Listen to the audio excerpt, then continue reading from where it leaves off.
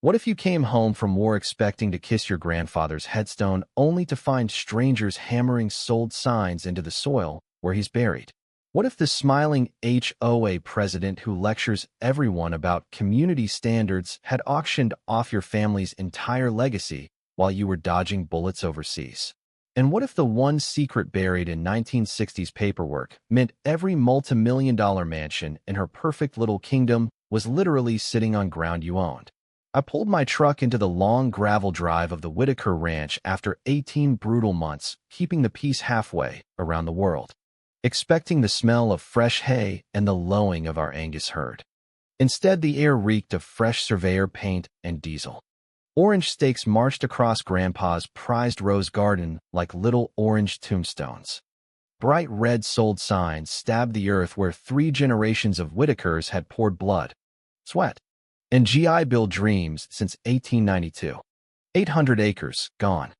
Allegedly sold to the Willow Creek Estates HOA for pennies while I was still in uniform. My savings? $247. My remaining 700 acres? Suddenly wrapped in mysterious development restrictions. And the family cemetery? Chain-link fence rattling around Grandpa's fresh grave like some sick joke. That's when I met Barbara Kensington. Picture every HOA nightmare rolled into one perfectly coiffed package. 52. White Mercedes G-Wagon gleaming like a trophy. Ruler in her purse for measuring grass height to the millimeter. She stood in my driveway with that practiced smile that could curdle milk. Designer sunglasses perched on her nose like a crown. Military housing allowance doesn't cover property taxes. Does it? Soldier boy, she purred, shoving forged documents at me. Your grandfather should have planned better. This is what happens when military families think they're above civic responsibility. I was still in my uniform, fresh off the plane, and this parasite was lecturing me about patriotism. The irony tasted like tear gas. She didn't stop there. Within 48 hours, she'd filed a restraining order claiming I'd threatened her with military-style violence. Local judge, her golf buddy, rubber-stamped it. Suddenly, I was banned from half the county. She installed cameras pointed straight at my remaining land. Posted neighborhood app horror stories about concerning veteran behavior and possible PTSD episodes. She hosted community safety nights, where she painted me as the dangerous outsider ruining their suburban paradise. The woman was building a narrative so thick you could spread it on toast. But Barbara underestimated one thing. Military intelligence training doesn't vanish when you take off the uniform. While she played social media queen, I played chess. I drove 200 miles to the state archives on my last $47 in gas. Dusty basement files held pure gold. Original 1892 land grants, Grandpa's Purple Heart papers, and the smoking gun. Proof the tax payments she claimed never existed had been quietly redirected through a one-digit clerical error. Every payment documented. Every transaction stamped. The county assessor who approved the emergency sale lived at 47 Willow Creek Drive. Real convenient. Barbara's greed cracked wide open when I learned the sale happened 30 days before the legal waiting period. She'd been so sure I was broken, she couldn't wait for her theft to be technically legal. Paper trail screamed fraud louder than a smoke detector at 3 a.m. She doubled down like a cornered rattlesnake. Hired a PI to dig up my divorce dirt. Local paper ran stories about the troubled veteran unable to accept civilian authority. Noise complaints every time my tractor started before 8. Sheriff citations for disturbing the peace when I ran cattle on my own land. Then came the masterpiece. Surveyor stakes driven through Grandpa's 60-year-old rose garden at 3 in the morning, crushing heritage blooms that couldn't be replaced. Security footage showed her groundskeeper following orders. When I confronted her, she lifted her chin and said, "Those roses were encroaching on community property. We have standards to maintain." Dear, standing among crushed petals and diesel fumes. I realized this wasn't about money anymore. This was about power. Barbara got off on crushing people who couldn't fight back. Too bad for her. She'd picked the wrong veteran. While she sued me for $500,000 claiming my cattle were dangerous livestock deliberately weaponized, I reached out to the Military Legal Aid Society. A crusty old JAG officer connected me with Sarah Chun, a a property rights attorney who specialized in HOA abuse. First meeting, she slid a thick folder across the table and smiled. Most HOAs operate illegally because of paperwork lapses. Yours might be no exception. We dug. Willow Creek Estates had never properly incorporated with the state. 3 years of collecting fees, enforcing rules, making life hell, all without legal authority. Like discovering the neighborhood bully was a 90-pound weakling in a fake muscle suit. Better still, Barbara's landscaping company, Kensington Aesthetics, had pocketed a $180,000 beautification contract the same month they stole my land. She'd paid herself with my inheritance. Classic. Sarah filed to dismiss every HOA action. Courtroom packed.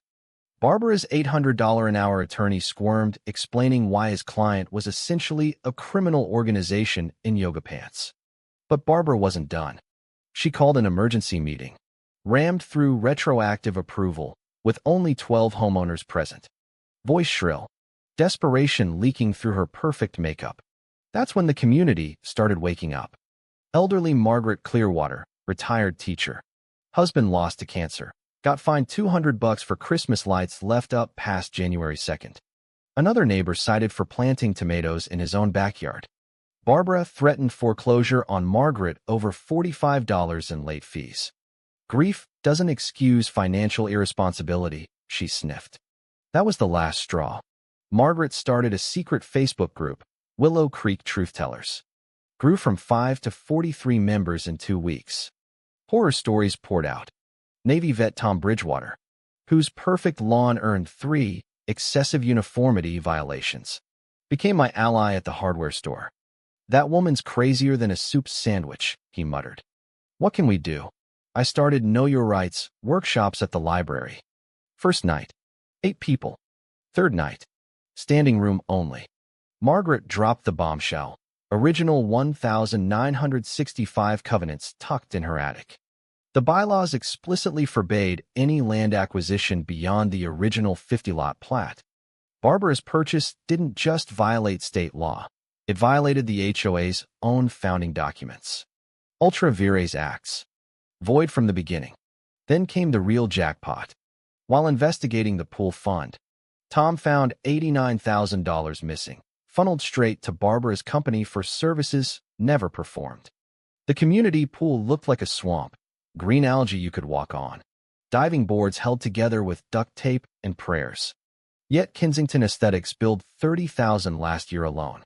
At the next meeting, Barbara hired security guards and threatened lawsuits against misinformation. Voice rising. Face red. She pointed at me. This is what happens when outside agitators infiltrate our peaceful community. Margaret stood. Teacher voice cutting through the chaos like a sword. Barbara, I've lived here longer than you've been alive. This isn't about agitators. This is about a board member stealing from her neighbors. The applause shook the windows. But the killing blow was still buried. Sarah called me at dawn, voice shaking with excitement. Caleb, sit down. The original developer only sold surface rights. Your grandfather bought the subsurface rights in 1963 for $500. Mineral rights. Foundation support. Everything underground. All 50 mansions are technically built on property that belongs to you. The implications hit like a freight train. I could demand removal of every structure, estimated 12 to 15 million, or sell the rights at fair market value, $47 million. Barbara's empire sat on my land. Literally. The emergency meeting she called to resolve the misunderstanding became her funeral. 200 residents packed the community center. Local news cameras rolling. Veterans from 4 counties roared up on motorcycles like an honor guard. Barbara strutted in like a queen, flanked by her expensive attorney. Despite Mr. Whitaker's service, which we all respect, she began with that fake sweet voice. Certain legal complexities require adult supervision. I'm prepared to offer a generous settlement. I stood. The room went dead silent except for leather jackets shifting. Before we talk money, Barbara, let's talk ownership. Sarah hit the projector. 1963 mineral rights documents filled the screen in high definition. Grandpa's signature glowing. I own the subsurface beneath every mansion in Willow Creek Estates. That means every foundation, every basement, every septic tank sits on my property. Market value to purchase those rights? $47 million. Or we relocate 50 homes for $15 million. Your choice. Gasps rippled like a shockwave. Real estate agents in the back row turned pale. Barbara's attorney started frantically packing his briefcase. Italian leather snapping shut like a gunshot. Margaret stood. Phone raised. And I have a recording of Barbara confessing to forging those tax documents herself. The audio played crystal clear, Barbara's wine-loosened voice bragging how easy it was to fool stupid government clerks. The crowd erupted.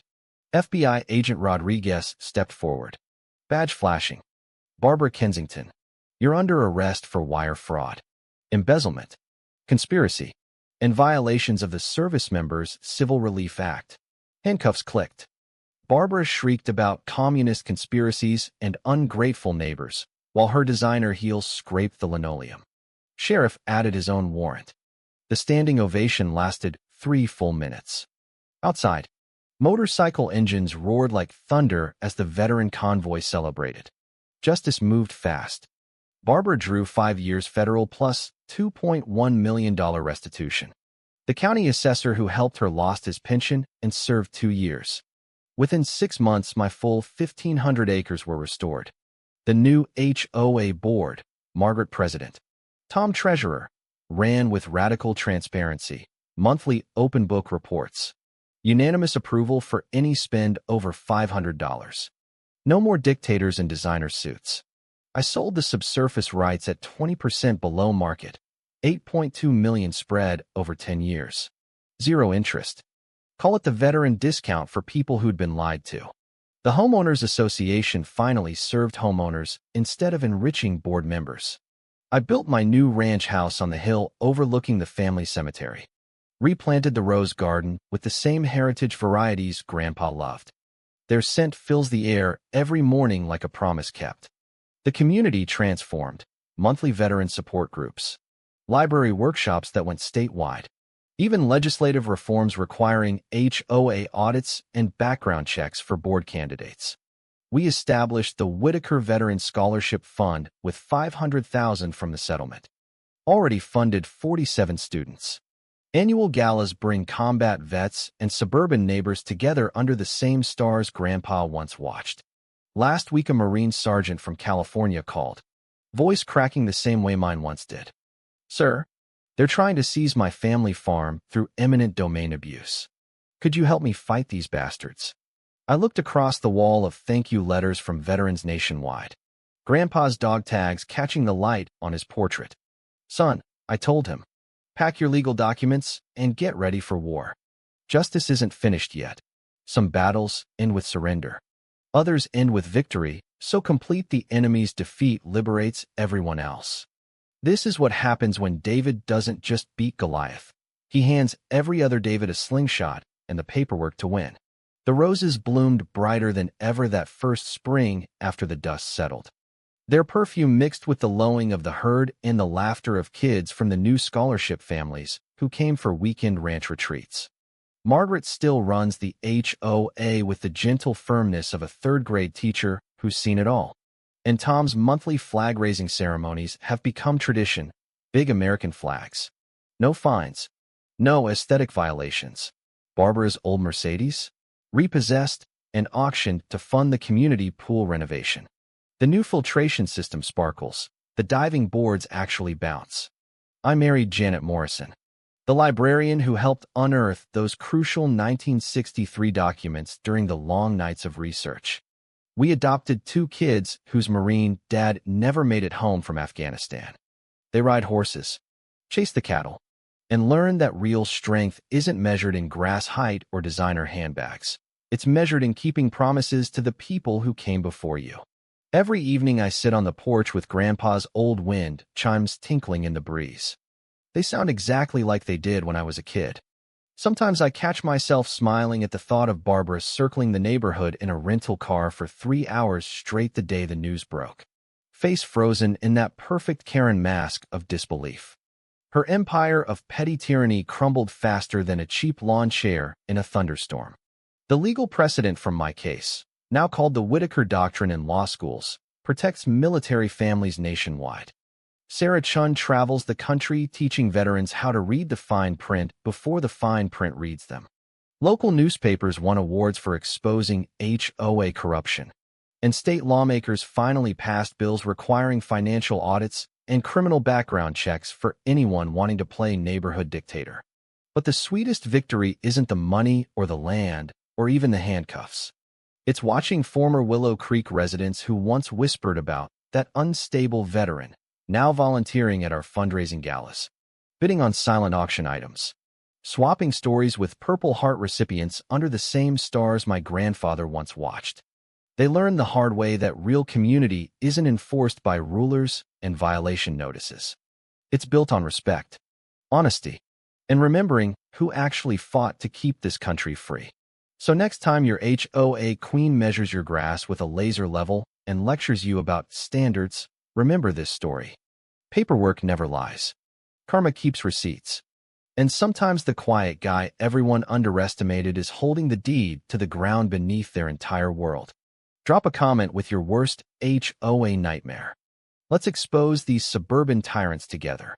Hit subscribe if you want more stories where the little guy fights back and wins.